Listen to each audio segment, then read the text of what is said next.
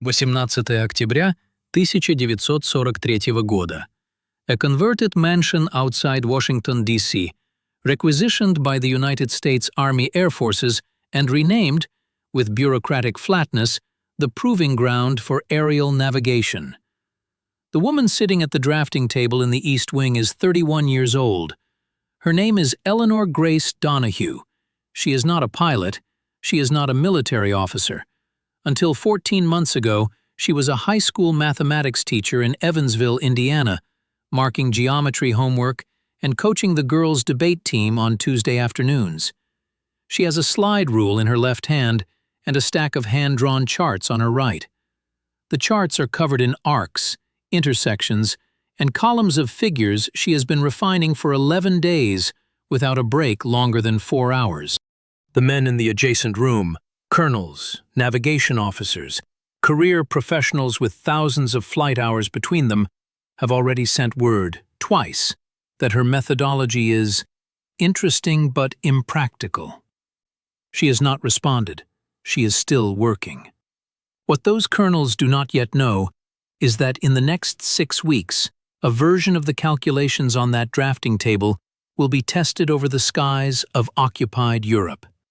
And what happens during that test will force the United States Army Air Forces to confront a question they had been quietly avoiding since the beginning of the strategic bombing campaign: whether the navigation doctrine they had staked hundreds of aircraft and thousands of lives on was not just imperfect, but structurally, provably wrong. To understand what Eleanor Donahue found, and why the men who mocked her methodology ended up adopting every single one of her core corrections, we need to go back. Not just to the beginning of the war, but to the beginning of the assumption that started the whole catastrophe.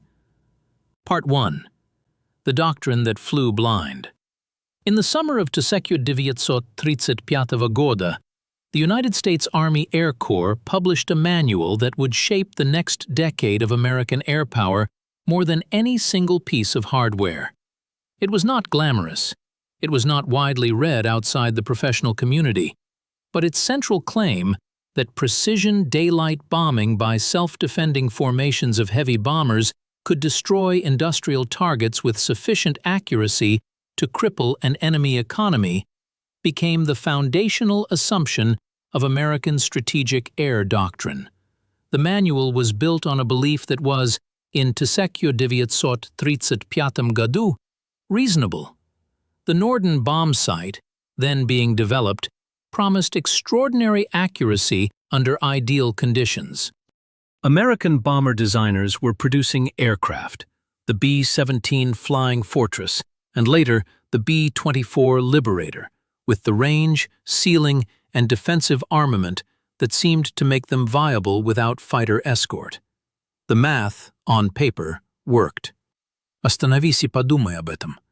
The entire strategic architecture of American bombing in the Second World War was built on a set of assumptions derived from test conditions: clear skies, stable altitude, minimal interference, calm air. None of those conditions reliably existed over Germany. The navigation problem was even older than the doctrine. Dead reckoning, the method by which navigators calculated their position by tracking speed, heading, and elapsed time from a known starting point, had been the backbone of aerial navigation since the earliest military flights of the First World War. It worked, within limits, over short distances and in good visibility. A navigator who could see the ground, cross-reference landmarks, and make regular corrections could keep a formation reasonably on course. But the 8th Air Force's strategic bombing campaign over Germany was not a short-distance problem. From bases in East Anglia, England, the round-trip distance to targets in central Germany ran between 1,200 and 1,800 miles. Formations flew at altitudes between 20,000 and 26,000 feet, where temperatures dropped to -40 degrees Celsius, and winds at altitude, the jet stream, which meteorologists of the era understood imperfectly, could push a formation sideways by 30, 40, sometimes 60 miles without the navigator realizing it until a landmark failed to appear where it was supposed to. The cumulative error in a 6-hour mission, under those conditions, was not a rounding problem. It was a catastrophe measured in miles. Meet Second Lieutenant Raymond Carroll Neff, 24 years old, from Scranton, Pennsylvania, the son of a coal mine foreman. He had studied surveying for 2 years at Wilkes College before the draft took him in Sekundivite Sorok Gadu. By the time the Army Air Forces tested him and found his spatial reasoning scores in the 93rd percentile, he had been assigned to navigation school at Coral Gables, Florida. He graduated in March of Sekundivite Storovgoda, commissioned as a second lieutenant, and within 4 months was flying as lead navigator in the 306th Bombardment Group, based at RAF Thurleigh in Bedfordshire. Neff was, by every account, an excellent navigator. His group's bombing accuracy was above the 8th Air Force average. His fellow officers respected him. His commanding officer, Colonel Charles B. Overacker, cited him in dispatches twice. And Raymond Carroll Neff, in a letter written to his mother in August of 1942 года and later deposited in the Scranton Public Library archive, described the navigation problem with a precision that no official report of the period matched. "Mother," he wrote, "we fly for hours, and I calculate and recalculate, and then, when the clouds break, I find we are not where I said we were, sometimes by 10 miles, sometimes by more. I do not know exactly why. The drift calculations feel right when I make them, but something is wrong with the method, and nobody here can tell me what." Something was wrong with the method. The official answer, in 1943 году, was to train more navigators, add more checkpoints, and improve weather forecasting.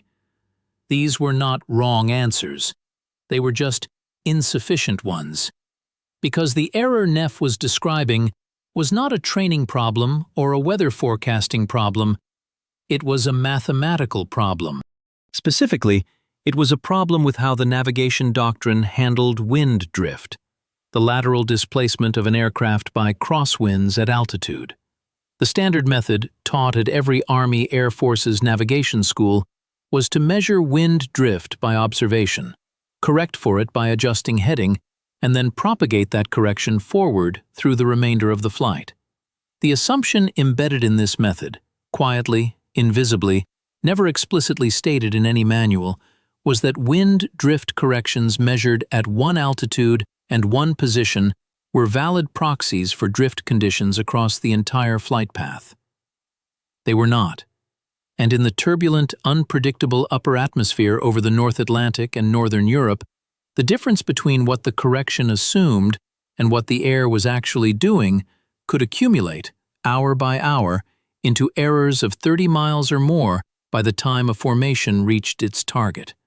30 miles. At 25,000 feet over Germany in 1943 году, a 30-mile navigation error was not a near miss. It was the difference between bombing a ball-bearing factory and bombing empty farmland. It was the difference between a formation arriving over a target that the Luftwaffe had prepared to defend and one arriving over airspace the German controllers had not anticipated.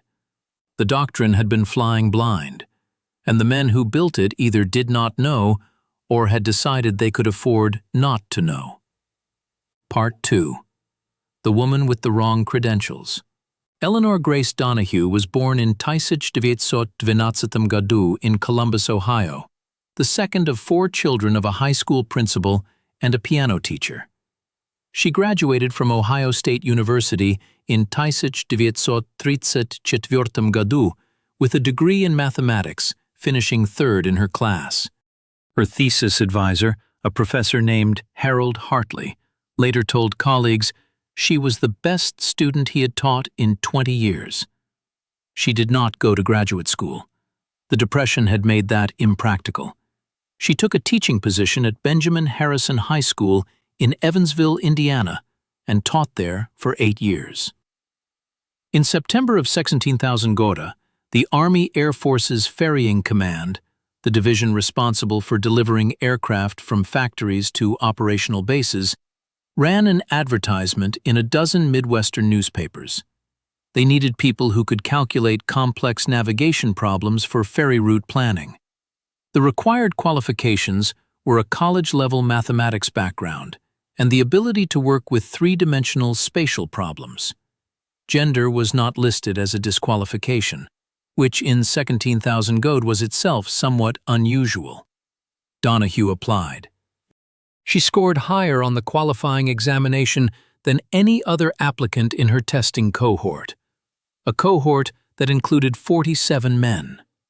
She was hired as a civilian technical specialist at a grade equivalent to a captain's pay, assigned to the Ferrying Command's Navigation Planning Office in Cincinnati. She was in Cincinnati for 5 months before she noticed the problem. The work she had been given was straightforward. Calculate optimum routes for ferry pilots delivering aircraft from American factories to British and Canadian bases via the North Atlantic route. The calculations involved wind data, altitude profiles, fuel consumption rates, and timing windows. Standard applied mathematics. She was good at it, and she knew she was good at it. But as she worked through the data, she kept finding a discrepancy. The wind drift corrections being used in the ferry route calculations, and, she gradually understood, in the broader navigation doctrine, were based on a simplification. The doctrine treated wind as a two-dimensional problem, a vector with a direction and a speed. Correct for the direction, account for the speed, and you know where your aircraft will be. Удержи эту мысль. Wind at altitude is not a two-dimensional problem. It is a three-dimensional one. The jet stream, the high-altitude river of fast-moving air that flows across the North Atlantic and over northern Europe, does not blow at a constant speed at a constant altitude. It has vertical structure. Its speed and direction change with altitude in ways that are nonlinear and, in only partially understood by meteorologists. An aircraft climbing from 20,000 to 25,000 feet while flying through a jet stream segment might experience a wind change of 40 knots in direction and 20 knots in speed over just a few thousand feet of altitude change. The existing doctrine did not account for this.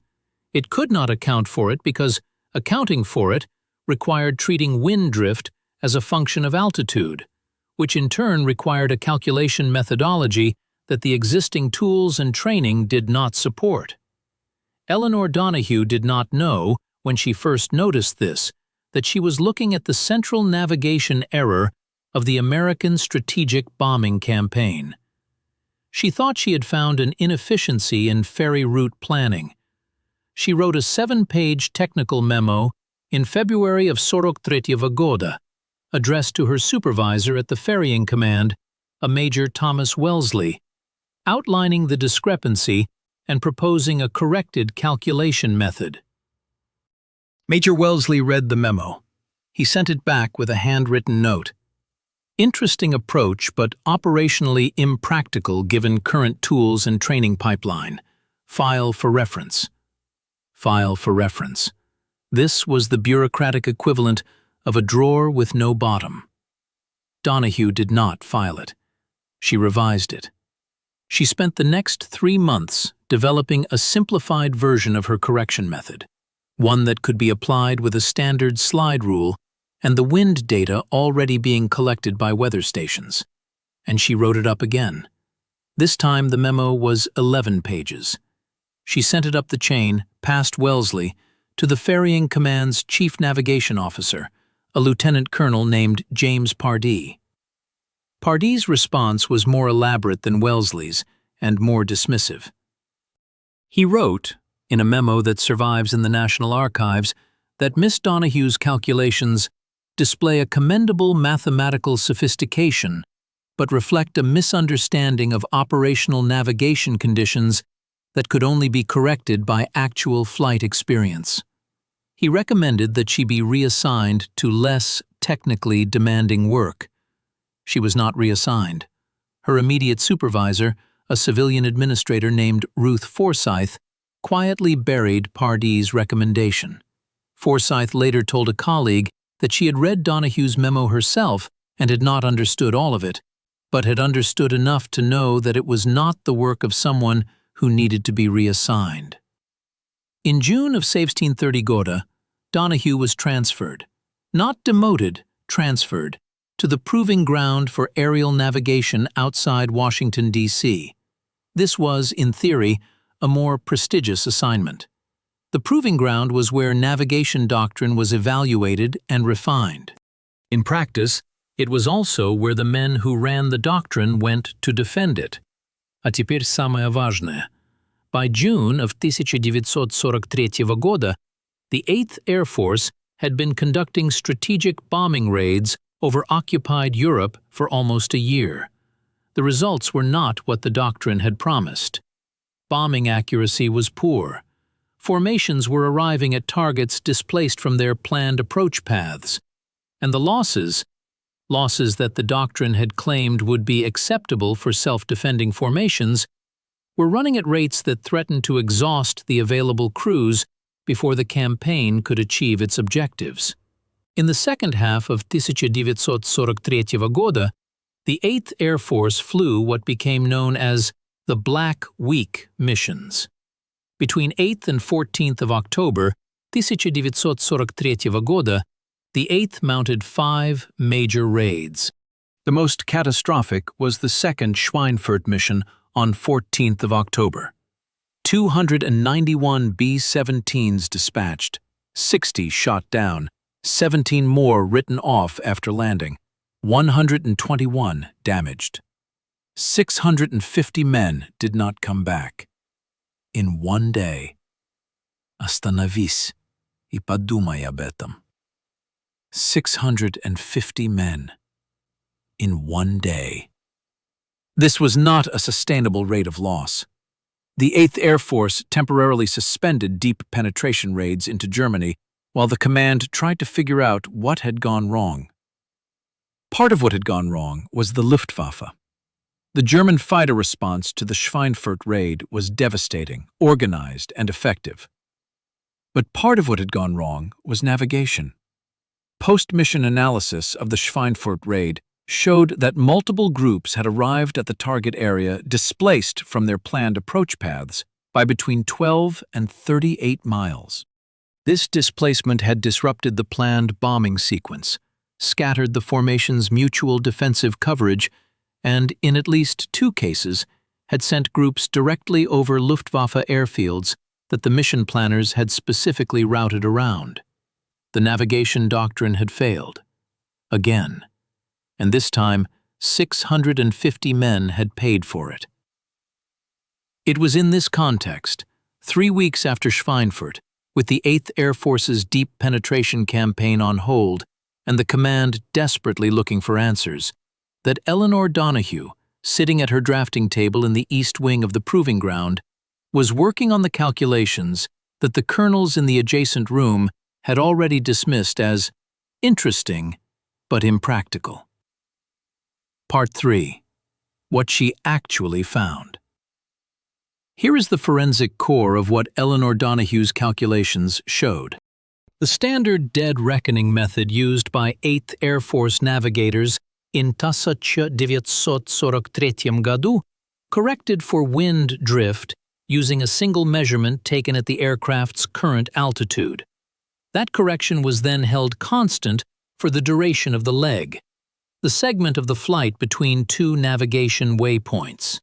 This meant that if a navigator measured a 15-knot crosswind from the northwest at 22,000 feet and corrected his heading accordingly, he assumed that 15-knot correction was valid for the next hour of flight, regardless of whether the formation changed altitude, flew through a region of different atmospheric pressure, or crossed the boundary of the jet stream. Donohue's corrected method did something different. Using the wind data already being collected by the weather reconnaissance flights that preceded every major bombing mission, she developed a procedure for calculating a weighted correction, one that accounted for the expected variation in wind speed and direction across the altitude band the formation would fly through. The correction was not a single number. It was a function, a relationship between altitude and drift that could be expressed as a simple table, pre-computed on the ground before the mission, and used by the navigator to adjust his correction in real time as the formation changed altitude. The mathematics behind this was not exotic. Donahue herself described it in a memo written in October of 17,000 as a straightforward application of weighted averaging to a variable that the existing doctrine treats, incorrectly, as constant. The tools required were a standard slide rule and the wind data already being collected. The additional computational burden on the navigator was, she estimated, approximately 12 minutes of pre-flight calculation and minor in-flight adjustments. 12 minut. The expected improvement in navigation accuracy, based on her analysis of 37 completed missions for which she had obtained post-mission position data, was a reduction in mean lateral displacement error from 19.4 miles to approximately 4.8 miles, a reduction of roughly 75%. Вот ключевая деталь. 19.4 miles to 4.8 miles. She had the numbers, she had the method, she had the data from 37 real missions, and she had been told, twice, that her methodology was impractical. The colonels in the adjacent room were not stupid men. Colonel Arthur Barfield, the senior navigation officer at the proving ground, had 4,000 hours of flight time and had written 2 of the navigation manuals currently in use. He had looked at Donahue's first draft in September and found 3 things he objected to. First, that the calculation required wind data at multiple altitudes, which he believed would be inconsistent. Second, that the in-flight adjustment procedure was too complex for navigators under combat conditions.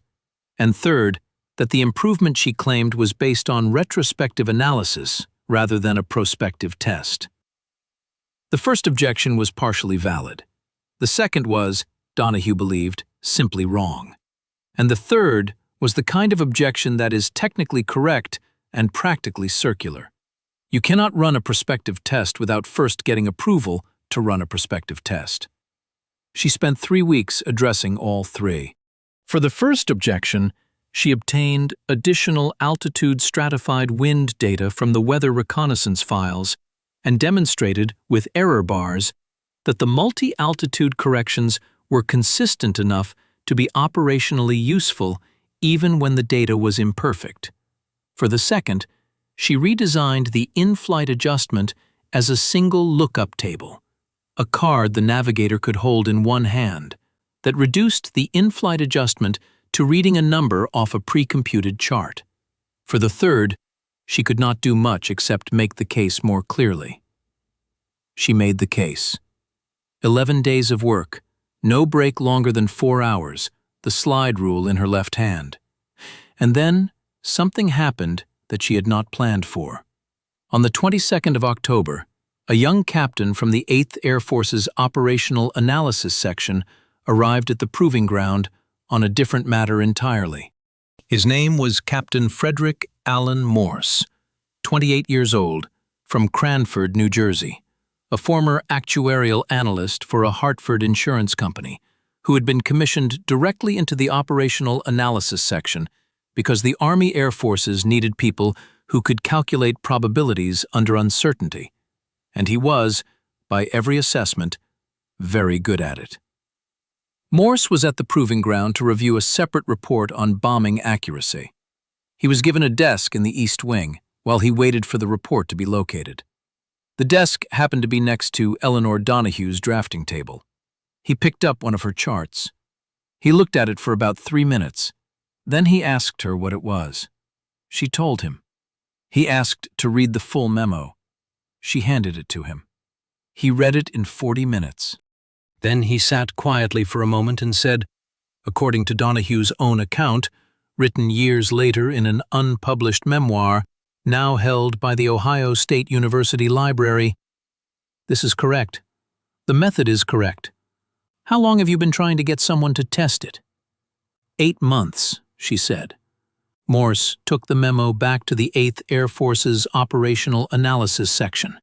He wrote a covering assessment, 4 pages, in the precise probabilistic language of his insurance background, that framed Donahue's correction method not as a theoretical proposal, but as a risk reduction calculation.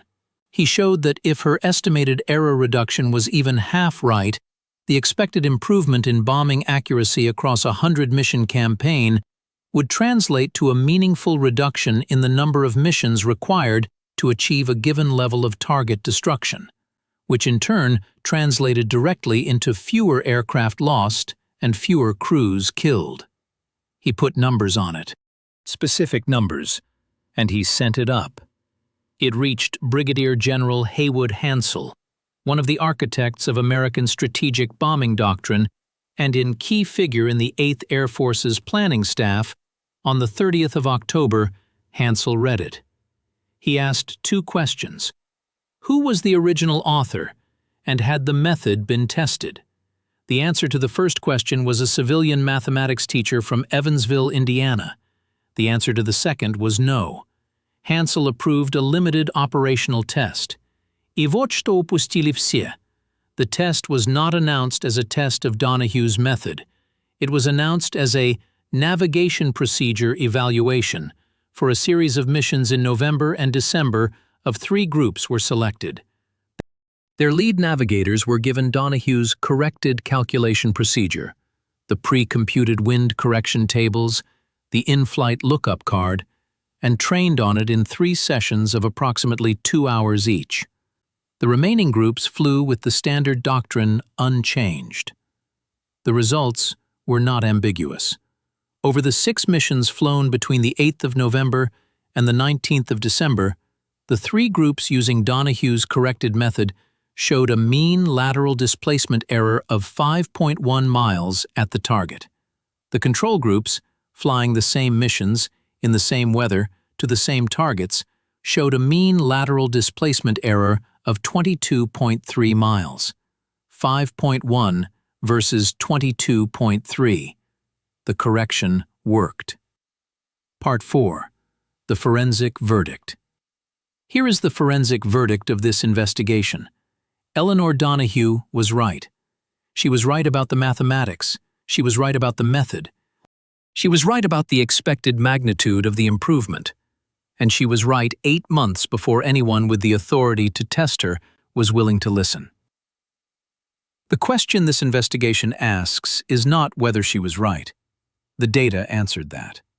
The question is, why did it take 8 months, a catastrophic mission, and the accidental proximity of a Hartford insurance actuary to get the method tested? The answer has 3 components, and none of them are flattering. The first component is credentialing bias. Eleanor Donahue had a mathematics degree from Ohio State and 8 years of teaching experience. She had no flight experience, no military rank, and no professional affiliation with the navigation community. The men who evaluated her work, Wellesley, Pardee, Barfield, were not evaluating it in a vacuum. They were evaluating it through the filter of who she was: a woman, a civilian, a teacher. The memo from Lieutenant Colonel Pardee, which survives in full in the National Archives, uses the phrase actual flight experience twice in 4 paragraphs. This was not a technical objection, it was a credential objection dressed in technical language. Перечитай эту строчку еще раз. A credential objection dressed in technical language. Pardee did not demonstrate that Donahue's mathematics was wrong. He asserted that she lacked the experience to understand why it was impractical. These are different things, and the difference cost the 8th Air Force 8 months and an unknown number of missions flown with navigators displaced 20 miles from where they thought they were. The second component is doctrine inertia. The navigation method that Donahue was correcting had been developed, refined, and institutionalized over a decade.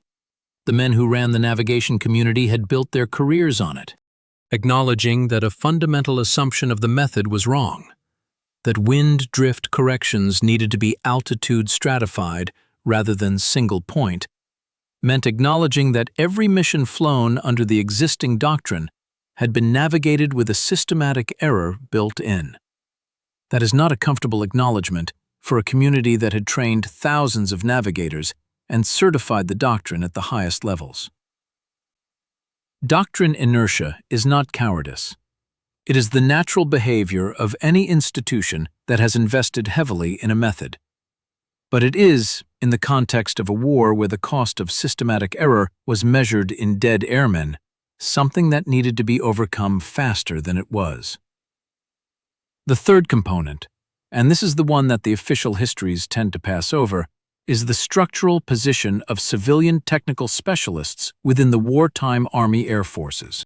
Donahue had no formal channel through which to escalate a technical disagreement with a military officer. Her memo to Pardee was not a professional challenge that Pardee was required to formally rebut or formally approve. It was a suggestion from a subordinate civilian that he was free to dismiss with a handwritten note. The system did not require him to be right. It only required him to be senior. Sashitayat Assam, 8 months, 2 formal dismissals, 1 accidental encounter with a man who happened to have the right background to recognize what he was reading, and then a test that confirmed everything she had said. Now consider what was happening in those 8 months. The 8th Air Force flew 83 major missions between February and October of Sokomfyr Tretьего года. The mean lateral displacement error on those missions, based on the same post-mission position data Donahue had used in her analysis, was approximately 19 miles. If her method had been in use from the beginning of Tretьего года, the expected error would have been closer to 5 miles. The bombing accuracy implications of that difference are difficult to quantify precisely because accuracy depended on many factors beyond navigation. But the navigation implications are direct and documentable. Formations arriving 20 miles off their planned approach path faced different Luftwaffe responses than formations arriving on path. German ground controllers routed interceptors based on predicted formation tracks. A formation arriving where it was not expected to arrive was in some cases less likely to be intercepted. But it was also less likely to bomb its target effectively, more likely to bomb civilian areas outside the target zone, and more likely to have its mutual defensive coverage disrupted by the displacement. The 600 bombers referenced in the title of this investigation are not a precise figure. They are a conservative estimate derived from the following calculation. Of the 83 major missions flown in 1943 году, approximately 40% were judged operationally unsatisfactory in post-mission analysis, with navigation errors cited as a contributing factor. The number of bombers involved in those missions exceeded 1,500. The proportion for which navigation error was the primary contributing factor, rather than weather, fighter attack, or mechanical failure, is estimated from the available post-mission reports at roughly 40% of the unsatisfactory missions. That yields approximately 600 aircraft whose missions were compromised primarily by the navigation error that Donahue had identified and corrected. Удержи эту цифру. 600 aircraft, not destroyed, not lost, compromised. Sent to the wrong place at the wrong time, bombing the wrong target, or bombing the right target from the wrong angle with the wrong approach. 600 missions that cost the same fuel, the same risk to the crews, and delivered a fraction of the intended result. What happened to the people in this investigation? Raymond Carroll Neff, the navigator from Scranton who wrote to his mother that something was wrong with the method, completed his tour of duty in 623 Gadu. He flew 35 missions with the 306th Bombardment Group. He was awarded the Distinguished Flying Cross. He returned to Scranton, completed his surveying degree, and worked for a Pennsylvania civil engineering firm for 30 years. He died in 628 Ngadu at the age of 70. He never knew that the navigation error he had identified in a letter to his mother had been formally confirmed by a mathematician in Washington. Frederick Allen Morse returned to the 8th Air Force Operational Analysis Section after the test results came in. He wrote the formal report recommending adoption of Donohue's corrected method across all 8th Air Force groups. The report was approved in January of 1944 года. He was promoted to major. After the war, he returned to Hartford and eventually became a senior partner at his insurance firm. He died in 1993 году at the age of 78. Colonel Arthur Barfield, who had twice rejected Donohue's methodology as interesting but impractical, signed the implementation order for the corrected navigation procedure in February of 1944 года. His signature is on the document. There is no record of him acknowledging in any written communication that the method he had dismissed was the same method he was now ordering his navigators to use. Eleanor Grace Donohue continued working at the proving ground for aerial navigation until the end of the war. In 1946 году, she was offered a position at the newly formed RAND Corporation, where she worked on operations research problems for 8 years. She left RAND in 1954 году and returned to teaching, this time at Indiana University, where she taught applied mathematics until her retirement in 1978 году. She was awarded the Medal for Merit by the Secretary of War in 1946 году, a civilian decoration, the highest available. The citation described her contribution as significant improvements to navigation calculation procedures. It did not mention the 8 months she had spent being told her procedures were impractical. She never made a public statement about the dismissals. The unpublished memoir in the Ohio State Library, 63 pages, written in the late 1970 годах, describes the period with a precision and a lack of bitterness that is itself a kind of argument. She writes about Wellesley's handwritten note. She writes about Pardee's memo. She writes about Barfield's objections, each one, and her response to each one.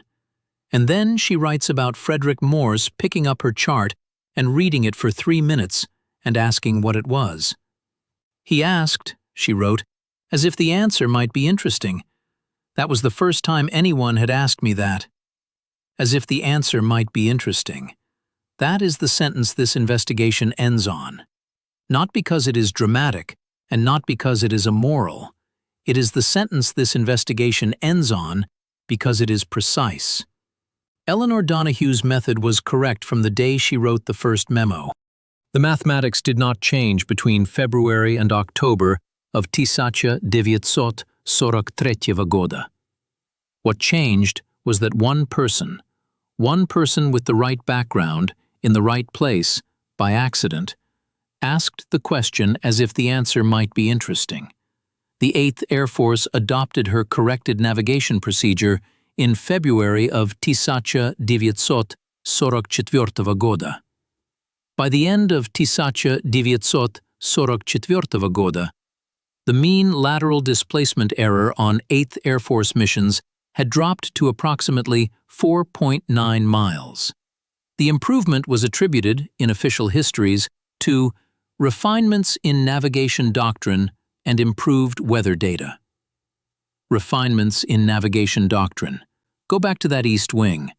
October of 1943 года. The woman at the drafting table with the slide rule in her left hand. The men in the adjacent room who have already sent word that her methodology is interesting but impractical. She has not responded. She is still working. She knows she is right. She has been right for 8 months. She will keep being right until someone asks as if the answer might be interesting. That is the whole story. And it is worth remembering, not as a story about injustice, though it is that too, but as a story about what happens when an institution decides in advance who is allowed to be right. If this investigation gave you something that the official histories left out, the version that lived in a 63-page unpublished memoir and a National Archives folder rather than in the citations and the medals. Press like. It helps this channel stay visible a little longer. And subscribe if you want the next chapter. There are more stories like this one. There always are.